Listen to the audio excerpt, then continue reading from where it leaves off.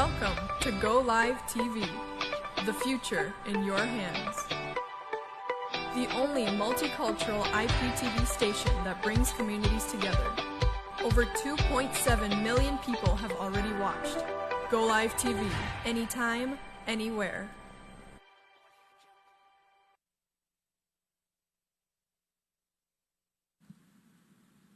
Hola, buenas tardes con todos. Gracias por acompañarnos hoy en esta nueva espacio que gracias a Go Live TV tenemos como Consulado de Ecuador en Toronto.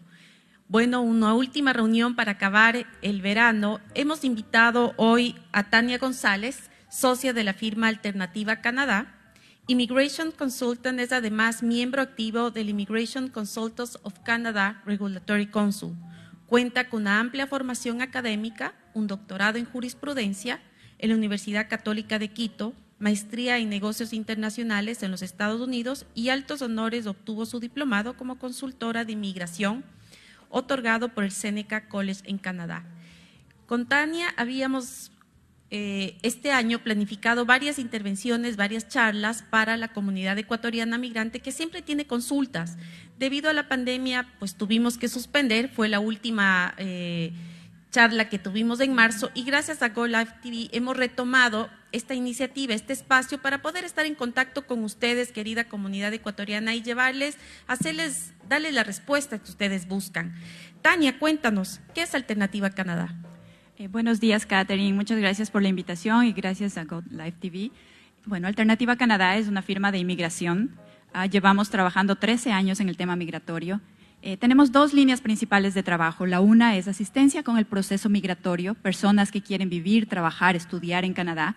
Y la otra es asistencia con la búsqueda y selección del programa educativo que la persona necesita si sus planes son de estudios. Tenemos un departamento de educación que se dedica a asistir a las personas que quieren realizar este proceso de estudios, buscar un colegio elegible, encontrar estudios adecuados, desde programas de inglés hasta programas de especialización. Tenemos esas dos líneas de trabajos principal. Cuéntanos, Tania, esta es la pregunta que más nos han hecho en los últimos 2 meses la comunidad, y no solo la comunidad, varias gente que llama de Ecuador al consulado y nos pregunta, ¿cómo ha afectado la pandemia al proceso migratorio relacionado a los estudios en el Canadá? Bueno, la pandemia ha afectado cada aspecto de la vida y como no iba a ser diferente, también ha afectado al tema de inmigración. La afectación viene en dos partes. La una es a las aplicaciones que se estaban procesando fuera de Canadá y las aplicaciones que estaban procesándose dentro de Canadá. El primer efecto fue la restricción de viaje. Personas que habían tenido su permiso expedido hasta marzo 18 eran quienes, si podían justificar que su viaje era esencial, estaban permitidas de entrar, siempre dependiendo de la decisión final del oficial de puerto de entrada, ¿no? Lo que creaba mucha estrés en las personas que pensaban viajar. Entonces, ese fue el primer efecto visible, pero después de ese llegaron otros, como por ejemplo la demora en los procesamientos. Normalmente un proceso demora 1 o 2 meses, dependiendo de la ciudad del país. Nosotros estamos hablando de Latinoamérica, trabajamos con otros países, pero hablando de Latinoamérica, ese era el tiempo de proceso normal. Al momento tenemos aplicaciones que se enviaron en febrero y en marzo que todavía no habían sido decididas. Es apenas en agosto en donde las respuestas de inmigración empiezan a llegar y empezamos a tener ya una posibilidad de informar a nuestros clientes, y eso ha venido sucediendo a lo largo de todo el panorama migratorio. Es ahora cuando empezamos a tener decisiones en las aplicaciones que enviamos en marzo, en febrero. Entonces el tiempo de procesamiento se extendió de manera considerable, ¿no? Y esto creó, claro, la intranquilidad, esa falta de definición sobre los planes, la gente sin saber qué hacer. También afectó a los colleges, a todos los sectores relacionados con el tema de educación se vieron afectados.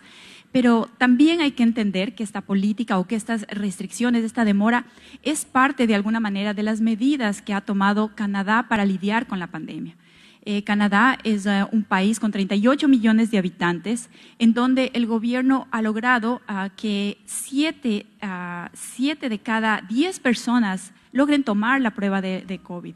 Entonces, eso ha podido darle a la posibilidad de mantener números no excesivamente altos en el contagio. Exactamente, de hecho tenemos que al momento en Canadá tenemos 127,000 casos de contagios en COVID y en Ontario estábamos hasta la semana pasada con menos de 100 casos, en las últimas 2 semanas menos de 100 casos y nuevamente ha venido un poquito a incrementarse. Entonces, claro, el objetivo del gobierno ha sido tratar de controlar esta situación y una de las maneras de controlar fue la parte de inmigración. Ese es uno de los efectos. Otro efecto también fue la paralización de servicios que otorgaba o que eran parte del proceso migratorio. Por ejemplo, se suspendieron exámenes médicos, se suspendieron, como sabes, los biométricos, se suspendió el estampado de pasaportes. Muchas personas enviaron su pasaporte y ya estaban en la fase final de su proceso, enviaron el pasaporte e Inmigración ya no pudo devolvérselos. Esos procesos se pararon. ¿Y qué pasa con estos que se pararon? Son los que tú nos comentas que en agosto retomaron nuevamente y están empezando a salir. Poco a poco en agosto se han empezado a retomar todo tipo de procesos en realidad. Nosotros hemos recibido respuestas de extensiones, respuestas de extensiones de visitantes, hemos recibido respuestas para permisos de estudio de fuera de Canadá y dentro de Canadá. Entonces, ha empezado a activarse, ¿no?, los servicios nuevamente y bueno, pues esos han sido algunos de los efectos. Las instrucciones ministeriales, que es la manera en que el gobierno se comunica con los distintos participantes de los servicios migratorios, han de alguna manera cambiado el proceso. No son nuevas leyes en sí, pero sí ha venido a cambiar el proceso, ¿no?, cómo venía dado. ¿Y cuáles son esos cambios que ha realizado Inmigración Canadá para adaptarse a las actuales circunstancias? Y te pregunto un poco, disculpa que te interrumpa, quisiera saber cuál es el criterio que utiliza el oficial de migración el momento que califica que un estudiante tiene o es esencial el que ingrese al Canadá. ¿Cuál es ese criterio que los hace tomar la decisión de si un estudiante entra o no entra en uno de los puertos de entrada del Canadá? Bueno, el criterio de esencialidad es más o menos este. El oficial de inmigración quiere saber si es que la persona que llega primero ha tenido un permiso ya emitido antes del 18 de marzo del 2020. Esa fue la fecha en que se estableció el límite para que las personas que obtuvieron su documento puedan ingresar. Esa es la primera cosa.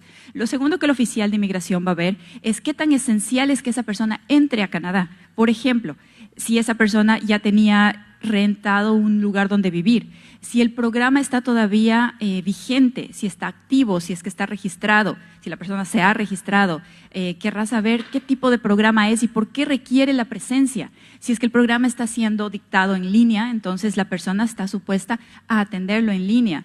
Hay casos más específicos en que inmigración también va a tener una consideración si es que la persona viene de países donde es conocida la limitación de acceso al Internet, por ejemplo, pero son cosas muy específicas.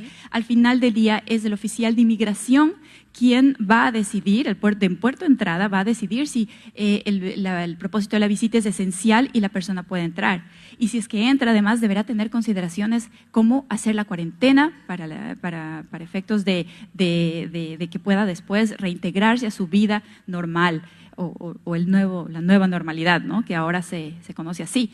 Entonces son esos elementos. ¿Qué tan importante es que la persona que llega con su permiso aprobado entre a Canadá? Perfecto, perfecto.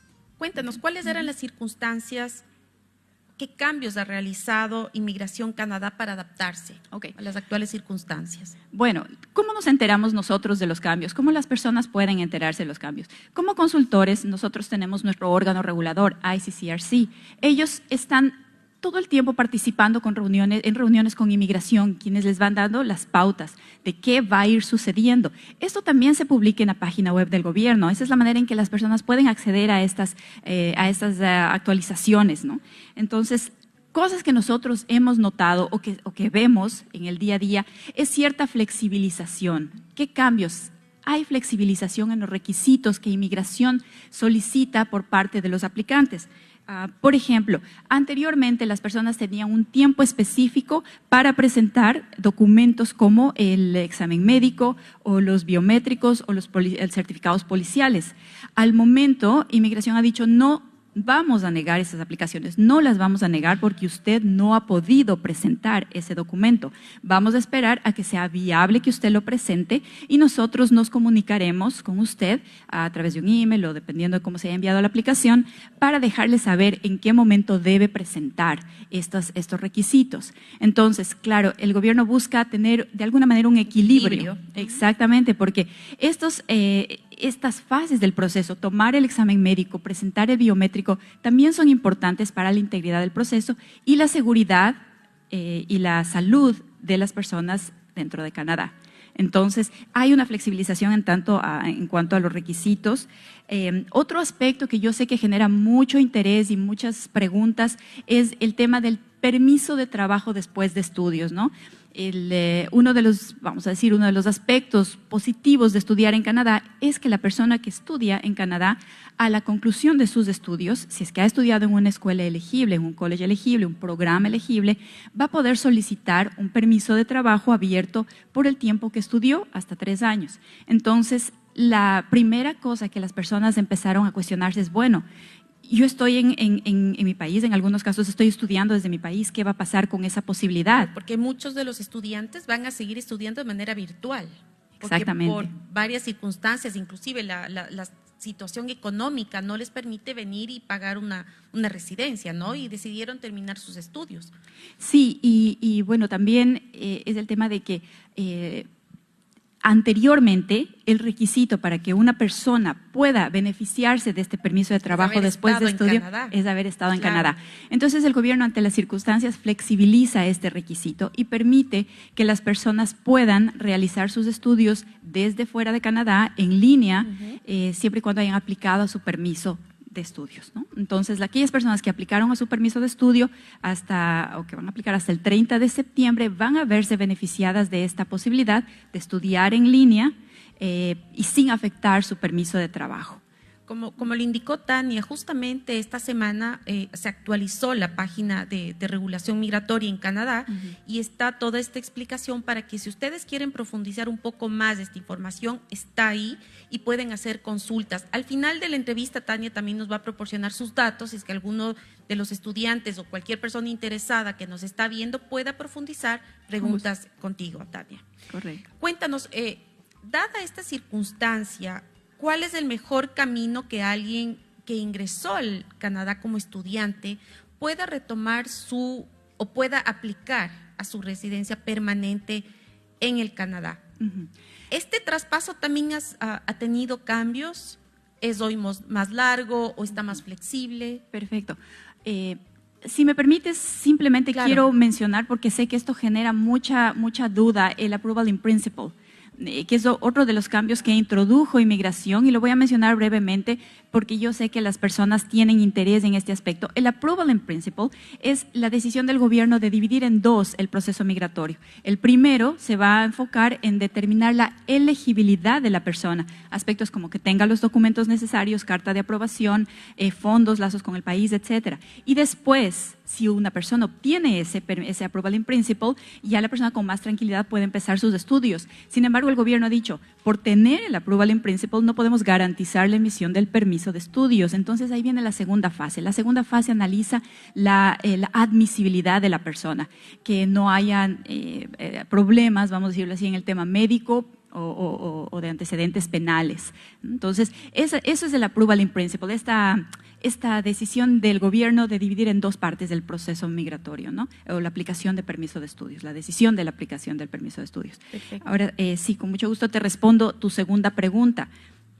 ¿Cuál es la manera ideal, me decías, ¿no? ¿Cuál es la manera? Sí, ¿cuál es la manera ideal de que los estudiantes puedan cambiar su estatus de estudiante internacional a residente permanente? Bueno, en un ambiente normal, en una situación normal, las personas hacen, a partir de que dicen, bueno, estoy en Canadá, vine a estudiar, pero me doy cuenta que tengo esta posibilidad de eventualmente poder aplicar a la residencia permanente, entonces quiero aprovecharla. A partir de que esa persona hace esa decisión consciente, hay ciertos elementos en los que debe enfocarse. Primero, debe realizar una evaluación y mirar cómo está su perfil en relación a dónde vive. Por ejemplo, si vivo en una provincia, ¿tengo posibilidades de aplicar a través del programa provincial que me ofrece vivir en esta ciudad, en este lugar?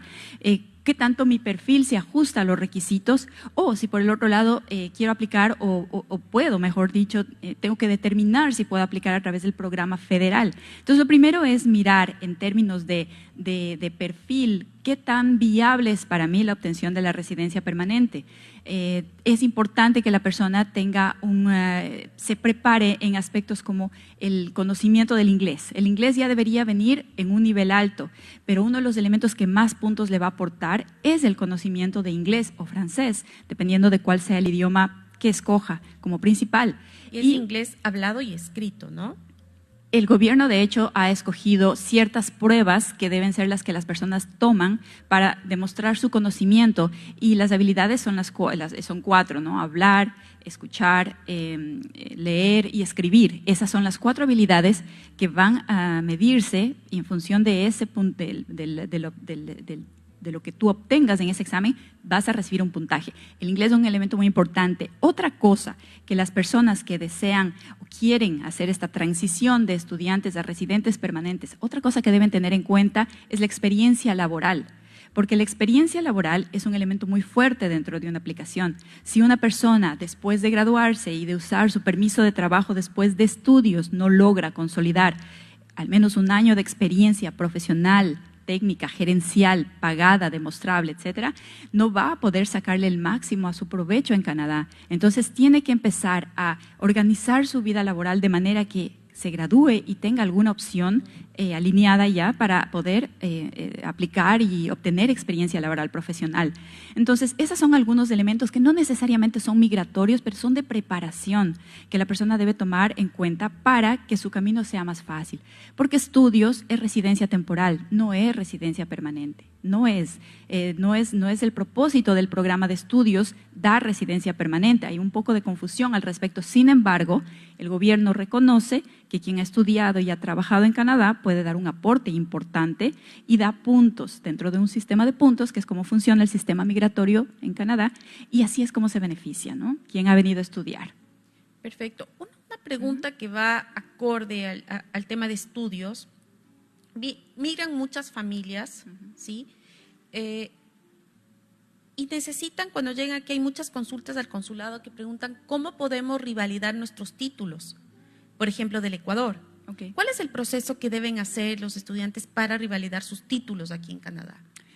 Ok, pienso que habría que dividir un poco esa pregunta. Una cosa es el reconocimiento de las credenciales académicas, obtener la equivalencia de las credenciales académicas, que además es un requisito que Inmigración pide para una aplicación. Ese es el más común normalmente. Las personas que quieren aplicar a una residencia permanente requieren presentar un informe de una de las instituciones aprobadas por el gobierno para realizar esta evaluación de las credenciales académicas. Entonces, la persona aplica ante una de estas instituciones, la institución contacta directamente al college o a la universidad donde la persona estudió, solicita las notas, solicita los diplomas y hace una equivalencia, presenta un informe prácticamente indicando lo que esta persona estudió en su país equivale a tanto dentro del sistema académico norteamericano o canadiense específicamente. Esa evaluación, que debe tener fines migratorios, la persona la puede usar para solicitar puntos cuando está aplicando para residencia permanente. Entonces, esa es normalmente la pregunta frecuente. ¿Cómo hago? Si es que la persona puede, de pronto podría ser algo válido que ya empiece desde su país a gestionar esto, ¿no? Hacer, de todos modos, estas evaluaciones normalmente duran 5 años, lo que les da la posibilidad de hacer su evaluación, traerla. Tiene un efecto secundario no migratorio, pero que es interesante esta evaluación. Cuando la persona está aplicando para permisos, aplicando para trabajos, puede adjuntarlo a su aplicación de trabajo y de esa manera el empleador sabrá que lo que estudió en su país tiene una equivalencia a un título específica a un título canadiense. Entonces puede ser también positivo en ese aspecto, ¿no? Entonces, ahora, la revalidación es otro tema y eso va de carrera en carrera. Por ejemplo, las carreras médicas deben seguir todo un proceso. Claro. Claro. Es un proceso largo, complejo. Carreras técnicas, ¿no? Exactamente, las carreras que sobre todo tienen que ver con medicina, veterinaria, dentista, son procesos complejos que las personas deben seguir si en algún momento desean practicar dentro de su campo, ¿no? Entonces, ¿Y Alternativa Canadá da ese servicio también a los profesionales que quieran empezar a hacer este trámite para de alguna manera validar sus años de estudios en el Ecuador aquí? nosotros guiamos, pero este tipo de evaluaciones las hace quien ha designado el gobierno. Entonces, nosotros guiamos a la persona dependiendo de sus circunstancias. Bueno, tienes que acercarte a tal organismo para que puedas hacer la acreditación o para que puedas hacer la validación, dependiendo de la pregunta que la persona tenga, se lo va guiando. Nosotros en sí no podemos dar un estimado de inglés, no podemos solicitar puntos, de hecho, dentro de una aplicación sin esta evaluación de credenciales académicas y sin la prueba de inglés, que la realizan terceros designados por el gobierno. Perfecto. Una vez estando en Canadá, ¿qué recomendaciones les puedes dar tú a las personas que quieren aplicar para una residencia permanente? ¿Cuáles son en todos tus años de experiencia esos tips que puedes compartir con la gente ahora que les van a hacer de alguna manera dar más valor a su hoja, su currículum y que sea atractivo para una aceptación de una residencia, ¿no? Correcto. Esto es algo que yo siempre digo a mis clientes. Desde el inicio, desde la primera reunión que tengan, no importa si es que es para permiso de estudios, no importa si es para inglés, el inglés o el francés es básico. La persona no debe esperar a llegar para empezar a prepararse dentro del idioma que va a ser en el que va a funcionar. Las personas van a poder salir adelante en función del nivel de inglés o francés que tengan. Si van para la zona francesa será el francés, pero en el resto de Canadá el inglés normalmente es el idioma que escoge las personas que vienen de Latinoamérica. Entonces, inglés o francés, prepárense. Y no solo quién va a aplicar o quién va a ser el postulante principal, la pareja. O la familia también, ¿no? La familia. En eso te digo, los niños nunca tienen problemas. Yo por experiencia propia te puedo decir que un niño en edad preescolar en 3 meses va a hablar. Es una cosa que, bueno, sí, exactamente, pero los adultos sí deben poner. Entonces, ese es uno de los aspectos, la parte del inglés, la parte laboral. Entiendan cómo funciona el sistema de clasificación de ocupaciones en Canadá, porque si la persona empieza a trabajar en el trabajo equivocado, prácticamente deja escapar valiosos puntos para eventualmente hacer una aplicación de residencia permanente. Estamos hablando de alguien que vino como una persona temporal, ¿no? Un estudiante, un trabajador. Entonces, es importante entender Canadá funciona en base a un sistema de clasificación de ocupaciones. Cada ocupación tiene un código y ese código indica si la ocupación es de tipo profesional, técnico o gerencial. Si la persona no obtiene la experiencia necesaria para el tipo de programa al que va a aplicar, no va a poder usar su experiencia profesional. Y es algo que va a ser decepcionante saberlo cuando quieres enviar la aplicación. Entonces tú tienes que saber eso al inicio. Cuando llegas al país, cuando ya viniste como estudiante, te das cuenta que quieres eventualmente aplicar a una residencia permanente. Esos son aspectos que deben empezar a gestionarse a tiempo, ¿no? Entonces, el tema laboral, como mencioné, la parte del inglés, y uno que es muy importante y empieza tal vez incluso en el país de origen, es el programa de estudios que se escoge. No todos los programas de estudio, no todas las escuelas, los colleges, están autorizados para emitir títulos que les permita trabajar a las personas, ¿no? Justamente ahí va mi pregunta. Sí. En nuestros países latinoamericanos, en Ecuador, hay mucha oferta de cursos de inglés al Canadá que de alguna manera se venden como una residencia futuro, ¿no? ¿Cuál es la diferencia entre estudiar en un college privado o un público o una universidad? Para que la gente también confíe cuando le ofrecen algo, porque si no es una venta de un sueño que no se va a cumplir. Correcto. Y hay mucha estafa en ese sentido también, ¿no? ¿Cuál es la diferencia de estudiar inglés en un college privado, en un público, en cuáles ganan más puntos, ¿sí? ¿Cuál es más reconocido? La diferencia vamos a hablarla desde el punto de vista migratorio, no desde el punto de vista de calidad del programa de estudios, porque tanto las escuelas privadas como los colleges públicos pueden ofrecer programas de calidad y relevantes y interesantes. Correcto. El tema es que hay solo ciertos programas de estudio ofrecidos por ciertos colleges que permitirán que la persona, después de graduarse, aplique para el permiso de trabajo después de estudio, Postgraduate Work Permit. Si es que la persona no tiene esa opción cuando se gradúa, deja escapar valiosos puntos. Y sí, sucede mucho. Nosotros tenemos personas que llegan a la oficina ya graduadas y que no pueden hacer uso de esta opción, no pueden aplicar para un permiso de trabajo. Entonces, es importante la persona que está ofreciendo estudios esté muy bien informada de lo que va a poder hacer esa persona una vez que se registre en esa escuela. Normalmente, por ejemplo, los programas de inglés vocacionales no dan la opción de trabajo en este sentido del Postgraduate Work Permit. Son otros programas que permiten de pronto un trabajo y estudie, un trabajo como un co-op, una pasantía, pero no es este tipo de trabajo que ayuda dentro de una aplicación de inmigración. Entonces, es importante que las personas sepan quién le puede aconsejar en el tema migratorio y quién no. Un agente de estudios no lo puede hacer. Debe tener las designaciones adecuadas para estar al tanto de las regulaciones migratorias y lo pueda guiar bien. Y le pueda decir, mira, este programa de estudios te va a servir. Y también la persona tiene que ser proactiva. El gobierno de Canadá tiene un website donde la persona puede mirar, puede revisar si la escuela en la que va a estudiar, a más de ser un Designated Learning Institution, DLI, es también una institución que emite o que emite diplomas, certificados, que luego van a ser elegibles para una aplicación de permiso de trabajo. Esos son dos elementos que debe estar muy pendiente la persona. Gracias, Tatiana, por esa información. Y como última pregunta te quiero hacer, ¿crees que Canadá sigue siendo un país abierto para la migración luego de que la condición del COVID? Yo personalmente creo que sí. Quiero oír de ti tu opinión, sí. Yo pienso que más allá de mi opinión está lo que ha venido sucediendo. Esta flexibilización en los requisitos es un indicativo bastante certero, pienso positivo, yo. ¿no? Positivo, de que Inmigración Canadá tome en cuenta y que el gobierno de Canadá está tomando en cuenta la situación de estos miles de estudiantes alrededor del mundo, que los sigue considerando importantes dentro de todo este proceso y está tratando de darles las herramientas para que eventualmente puedan cumplir sus objetivos, si es que cumplen los requisitos, ¿no? Y ya dentro del tema de inmigración, las políticas migratorias a gran nivel, macro, digamos, los objetivos migratorios no han cambiado. La ley de inmigración no ha cambiado, el acta no ha cambiado. Lo que ha cambiado es un poco los procesos para ajustarse a esta nueva situación y se han flexibilizado en muchos aspectos.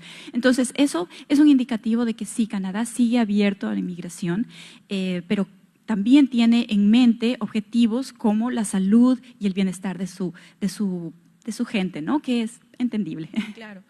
Bueno, Tania, cuéntanos cómo te pueden contactar si los televidentes tienen más consultas y de hecho, como te digo, llaman al consulado por este tipo de información.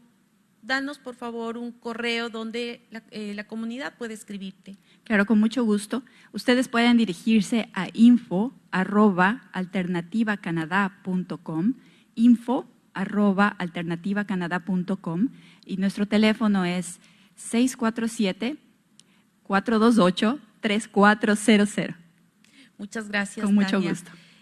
Bueno, te agradezco una vez más por estar con nosotros, siempre colaborando con el consulado, con Live TV, también por permitirnos tener este espacio que, si bien lo queríamos hacer personalmente con una interacción con ustedes, realmente por la pandemia no ha sido posible, pero gracias a este espacio podemos estar continuamente con ustedes y conversando de estos temas que son tan importantes y que nos llenan tanto. Quería aprovechar este espacio para informarles que a partir del 15 de agosto cambiaron las condiciones de ingreso al Ecuador. Ahora, si ustedes quieren visitar el Ecuador, pues necesitan llevar una prueba de COVID negativa y ya no necesitan hacer el aislamiento obligatorio en nuestro país y tienen libre circulación en todo el territorio ecuatoriano. Si no les es posible tener una prueba negativa porque no tienen tiempo que les entreguen un resultado en el Canadá, pues llegando al Ecuador también pueden hacerse la prueba. Obviamente tendrá que salir negativa para que ustedes puedan tener libre circulación. Si es que se van a demorar en tener el resultado, pues tendrán que hacer 2 o 3 días de aislamiento obligatorio hasta tener los resultados. Bueno, así poco a poco se han ido flexibilizando, ya podemos retornar al Ecuador y la gente puede ir a visitar a su familia, que hemos estado mucho tiempo separados. Claro. Les agradezco nuevamente por acompañarnos. Tania, está abierta la puerta a una próxima ocasión. Hay tantos temas migratorios que tratar, gusto, que son de gran interés de la comunidad. Y bueno, estaremos tratando de estar con ustedes en el siguiente mes. Les publicaremos la fecha de la siguiente entrevista y con la temática que haremos. Muchas gracias nuevamente por estar con nosotros. Gracias. Gracias.